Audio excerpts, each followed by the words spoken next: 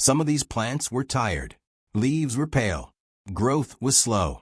Right next to them, only a few weeks later, other plants looked calmer, greener. Not perfect, but steady. The only difference was what I tried on them. Same garden, same season, same weather.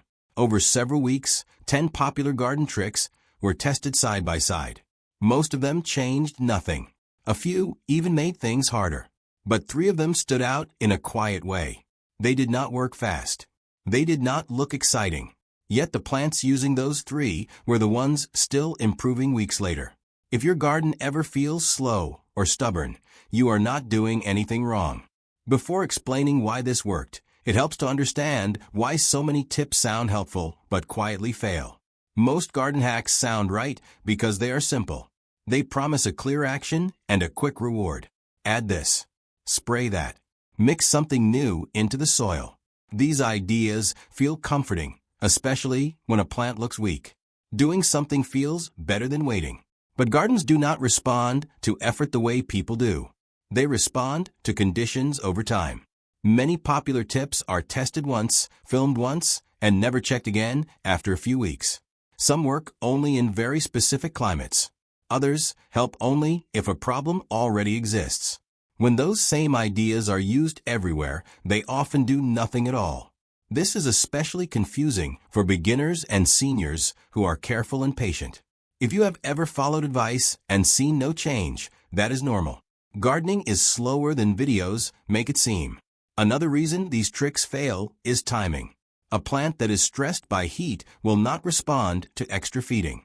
A plant that is resting will not grow faster just because something was added.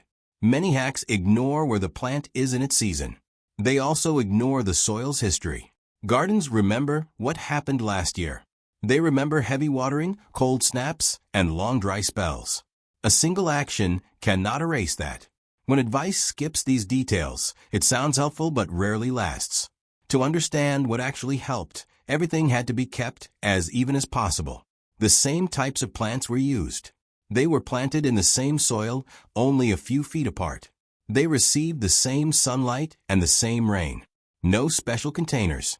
No protected spots. The only difference was one small change at a time. Nothing fancy. Nothing that required daily work. This was done across the same weeks, not rush days. That mattered. It removed guessing. It also showed something important.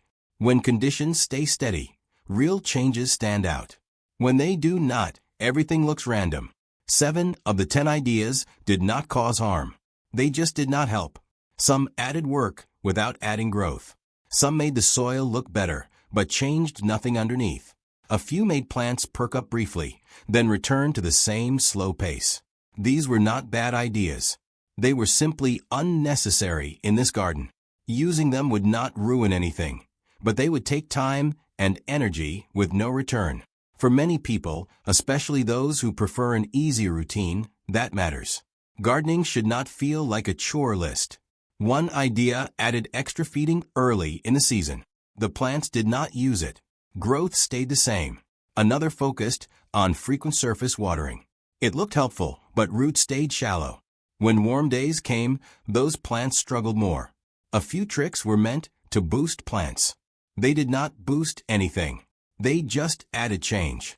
The plants that were left alone adjusted better. Seeing this together made one thing clear.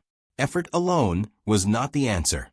The turning point came when the focus shifted away from tricks and back to responses. The plants that improved were not reacting to something new. They were responding to something removed or slowed down. Instead of asking what could be added, the better question became what could be reduced. Less disturbance, fewer interruptions, more time to adjust. Plants that were allowed to settle showed steadier growth.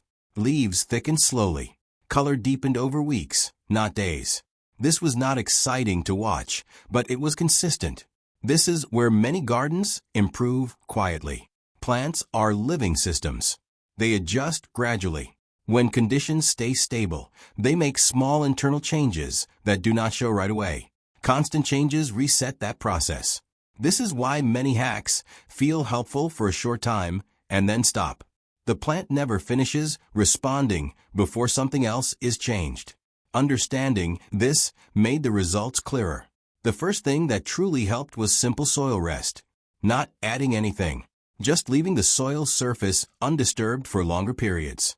In cooler regions, this meant letting spring soil warm naturally, without constant turning. In warmer regions, it meant avoiding frequent digging that released moisture. The soil stayed more even. Roots spread deeper. This did not require strength or daily attention. It required patience. If mistakes were made earlier in the season, this still helped. Soil recovers when given time. Many people worry they missed their chance. Most of the time, they have not. The second helpful change was watering less often, but more thoughtfully. Not more water, just fewer interruptions. In cooler climates, this meant allowing the top layer to dry slightly before watering again. In warm climates, it meant watering deeply and then stepping back. Plants responded by growing stronger roots. This reduced the need to check them every day. It also reduced bending and lifting. Some worry that skipping days will harm plants. In most cases, it does the opposite. Overwatering is a common mistake, and it comes from care, not neglect. The third thing that worked only helped when overdoing was stopped. It involved feeding. Plants that were fed lightly and then left alone performed better than those given frequent small boosts. This is important for safety and comfort. Handling products often increases strain and exposure. Feeding less often reduced both. Plants grew at a pace they could support. Leaves stayed balanced. This did not mean never feeding. It meant respecting the plant's timing. If the season was cool or growth was slow, waiting helped more than adding. Near the end of the season, the difference was clear. The plants that received fewer changes looked steadier. They were not larger in a dramatic way. They were healthier in a lasting way. That matters more. If you have tried many ideas and feel unsure which to trust, you are not alone. If you'd like to share which things you have tried or which ones you stopped using, you are welcome to leave a comment. Sometimes hearing others' experiences brings clarity. The quiet lesson from all of this is not about finding the perfect trick. It is about learning when to step back. Plants do not need constant help. They need consistent conditions. When we do less, they often do more. Gardening becomes calmer. Observation replaces effort. Over time, results follow. Do less. Get more.